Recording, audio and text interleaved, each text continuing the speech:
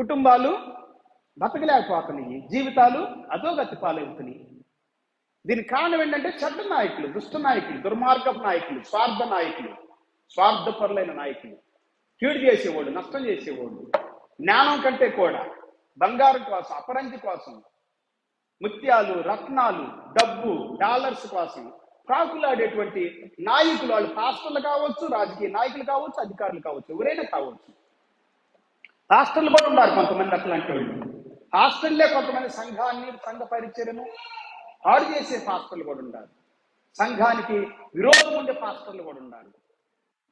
జాగ్రత్తగా ఉండాలి.